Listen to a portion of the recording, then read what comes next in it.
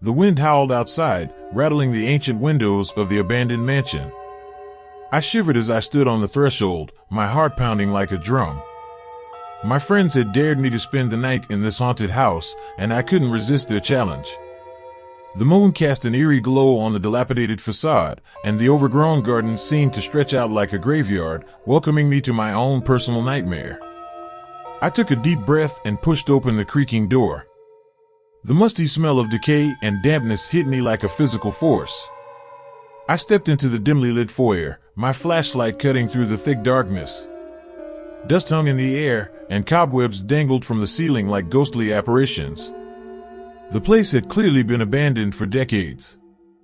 As I ventured further into the mansion, my footsteps echoed through the empty hallways. The silence was oppressive, broken only by the occasional scuttling of a rodent or the faint sigh of the wind. My heart raced with every shadow and every strange sound, and I had to constantly remind myself that I was here by choice, that there was nothing to fear. The first room I entered was the living room, or what used to be a living room. Now it was a chamber of decay and desolation.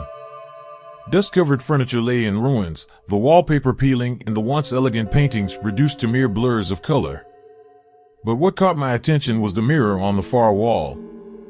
It was cracked, and the glass had darkened with age, but it seemed to hold a secret, a hidden history that sent shivers down my spine.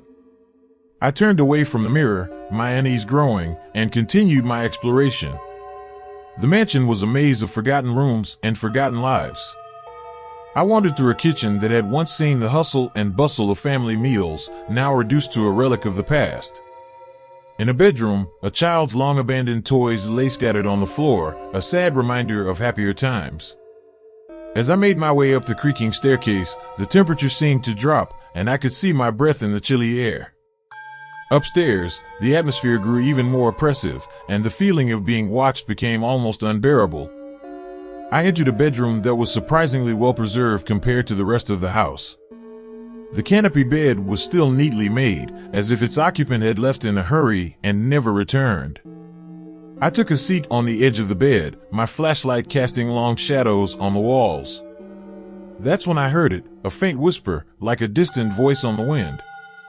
I strained to listen, but the words were indistinct, carried away by the breeze that seemed to be swirling through the room.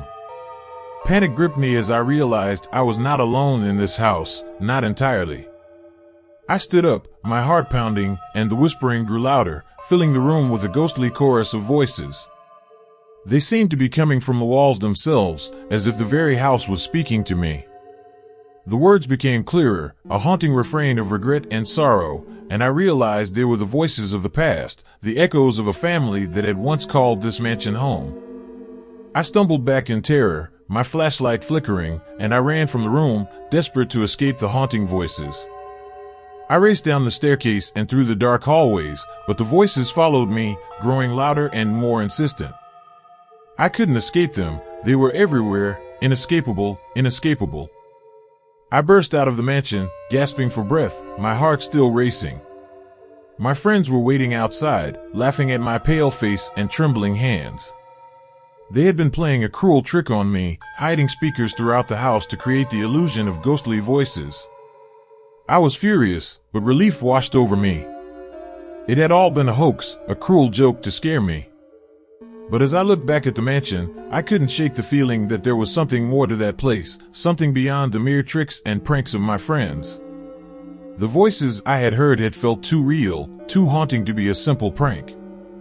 I knew that I would never forget that night, and that the mansion held secrets that went far beyond my own fear. As I walked away, I couldn't help but wonder what other horrors lay hidden within its walls, waiting to be discovered by the next unsuspecting visitor.